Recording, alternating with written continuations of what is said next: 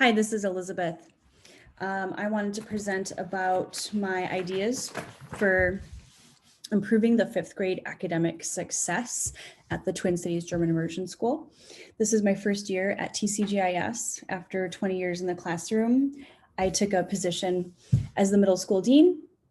So my job is in administration now, although it's a charter school. So just keep that in mind. I love my charter school.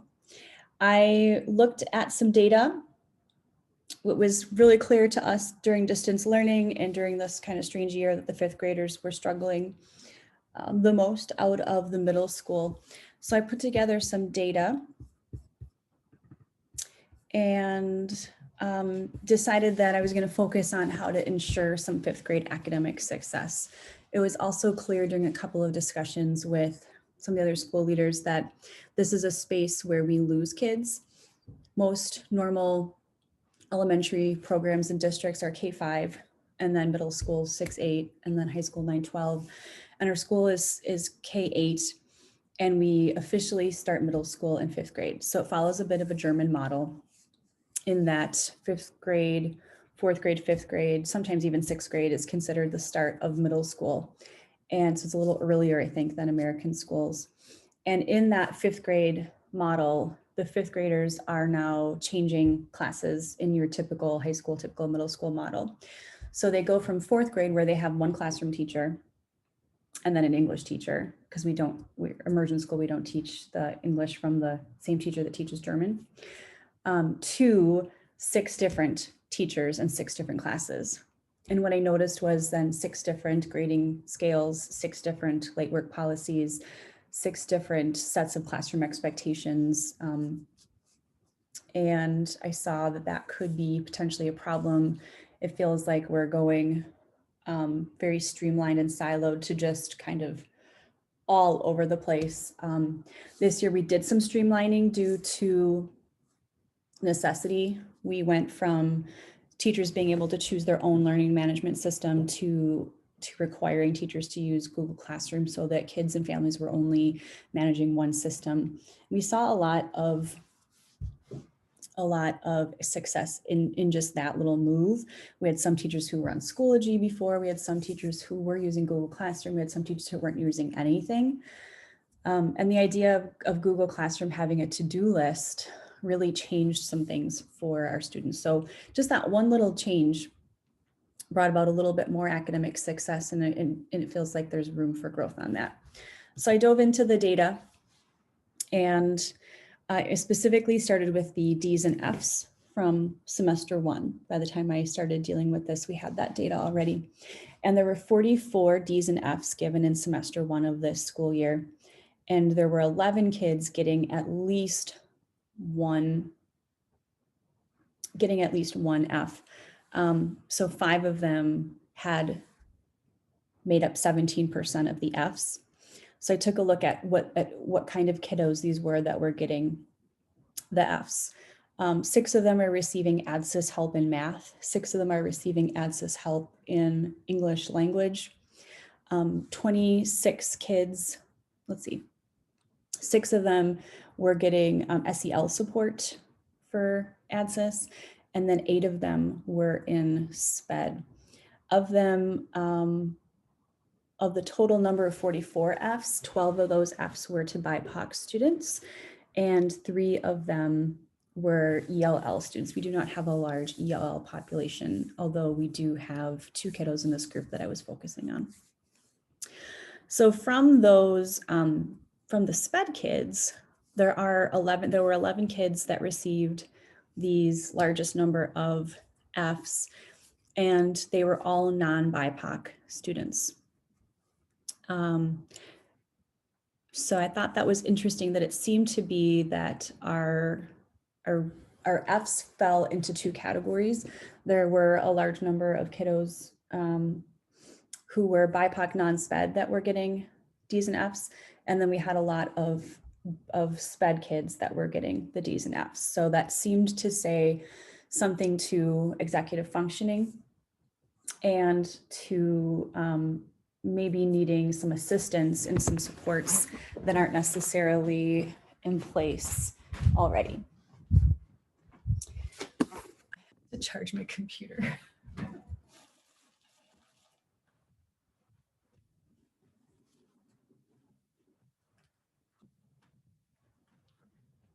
I don't want to have to start over. Okay, sorry about that. So what I did then was I took a look at what barriers there might be to fifth grade success. I came up with a lack of consistency among teachers. The idea that the kids are going now from 1 to 1.2 teachers to 6 different teachers, the different late work policies, different grading policies for every teacher that these little kiddos are navigating through. The idea of the different learning management systems or no learning management system. You know, we've had this discussion going back to this about in a world without distance learning, without hybrid, will we still use Google Classroom in the classroom? And what teachers want to do about that. We have this immersion system where we've got kids who are learning their German, their social studies, and their science in the target language in L2, and then all their other subjects are in English, which leads to a little bit of cultural difference. We have our Americans usually teaching the English and the math, and then we have our Europeans teaching these other classes, and there are different cultural attitudes and different and opinions about how much responsibility students should have at this age. And there's a lot of European attitudes towards consequences, appropriate consequences that come with a lack of responsibility. What I dove into for research then was a little tricky because a lot of the middle school stuff doesn't necessarily start in fifth grade, but I used what I found to apply that to a beginning middle school. And there were 2 basic paths. One was to invest in a solid SEL curriculum, and the other was to increase our system of transition.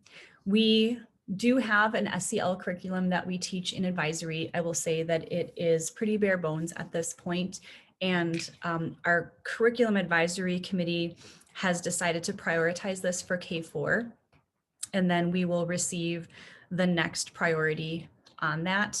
So I know that this is something that is in the works, big district wise, is out there in the distant future, and isn't necessarily something that I could fix right now.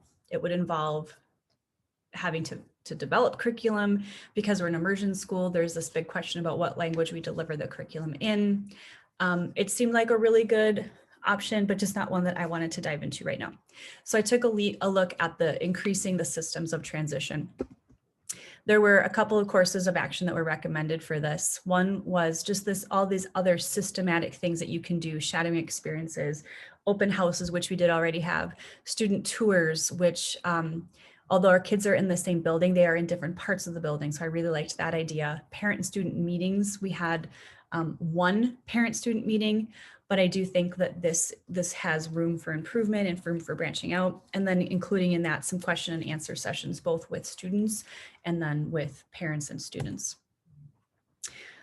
And then there was an idea of creating an executive functioning list that would be needed for academic success in middle school, and then incorporating that into all classes. Choosing one LMS system, one grading scale, and one late work policy is also a great system of transition so that kids have less to cipher through.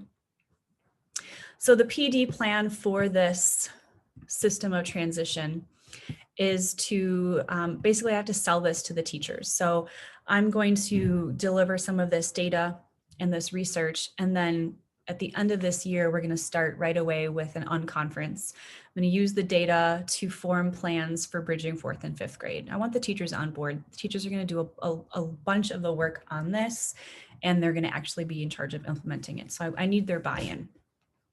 My plan for the next school year is to use PLCs for the 5th graders to come up with these executive functioning skills and tools that they're wanting to do with the students.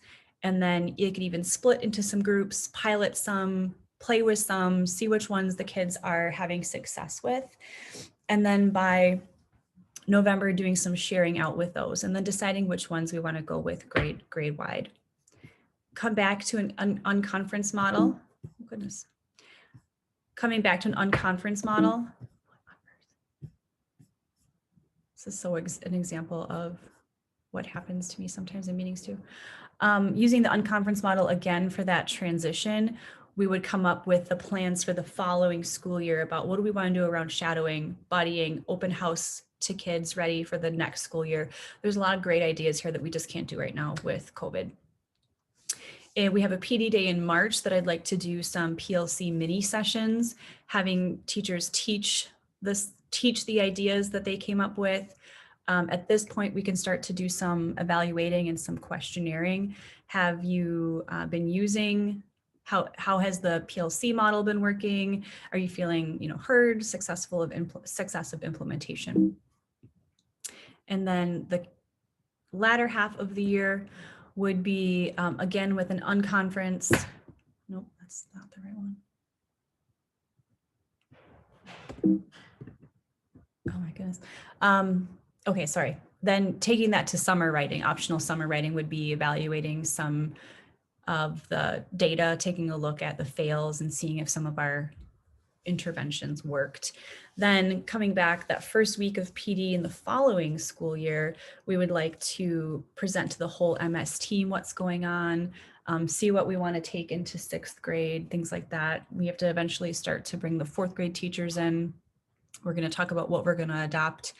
That whole year then I see as monitoring and adjusting, right? We'll do check-ins, we'll do group discussions at the November PD day. And then around March, I think we need to start to plan the 4th and 5th grade teachers coming together to look at that data and deciding what is going to be phased in into the next year. I also can see that some of these executive functioning skills and some of these tools that we are incorporating in 5th grade can start to come out in 4th grade. And then we'd evaluate what are our next steps for PD going forward. The next year would be year 3. I would lean on the CBAM, on the